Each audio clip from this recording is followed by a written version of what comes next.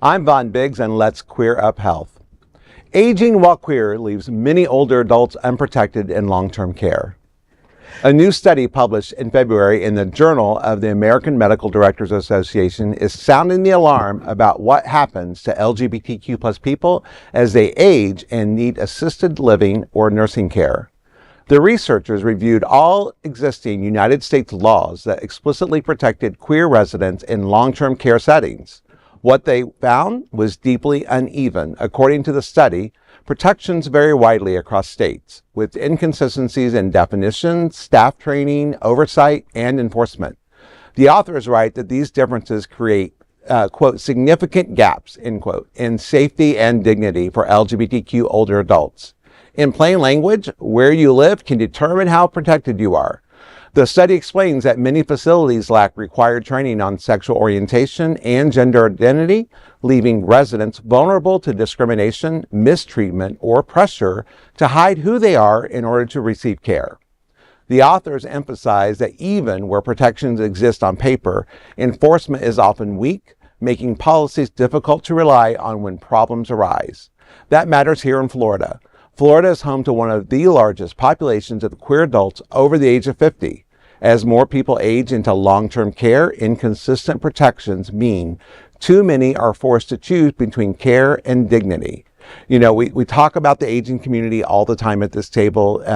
We are in a state where the majority of the people are over the age of 50, and it is becoming more and more difficult for people even just to live in their own homes. And you think about people in our aging communities that might be forced into nursing care or facility or even independent living, or, and the people, if they're not trained to take care of individuals, and we already see that happens already in our state. Yeah. Imagine what's going to happen when they get into those health systems. So just Absolutely. A way, I mean, they're raising the alarm already, which, and it's frightening because a lot of people who are older now and who are now 50 to 65, who are going to be 65 to 80 in a few years, they don't have families. Having kids wasn't really a thing for LGBTQ for that particular age demographic. Yeah. So as the only person at this table under the age of 50 and well under the age of 50, I know it's a problem and I am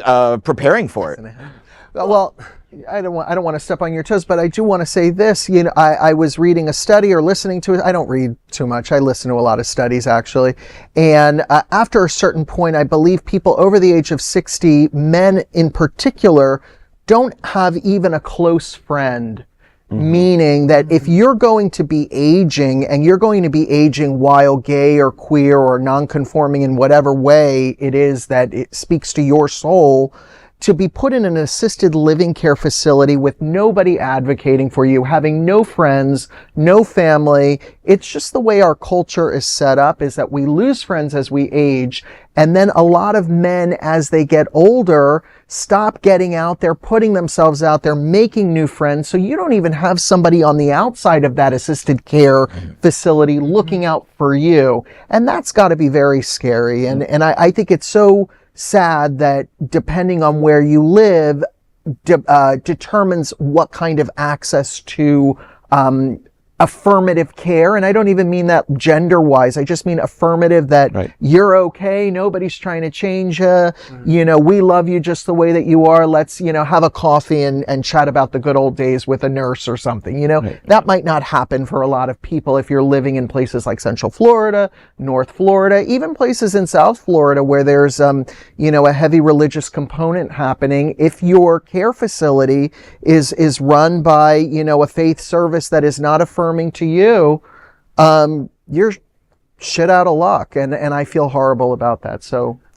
just to say something about what you said, actually, that generation you're talking about a lot, and I know this because my husband had a son when I first met him, and so I was very much aware of that generation. Many of them were married and then came out later. Yeah, well, that's true. And so there are people of that generation who do have kids, and from what I could see, have good relationships with those kids, but it's not something we like to talk about, this whole aging thing, and it is part of aging and something every LGBTQ person should prepare for, even if they're still young and healthy.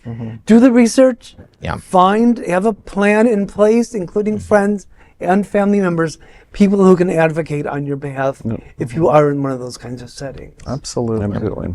Well, there is no other queer nonprofit media platform like this in the entire world. Support our LGBTQ stories by sharing them and subscribing to Queer News Tonight.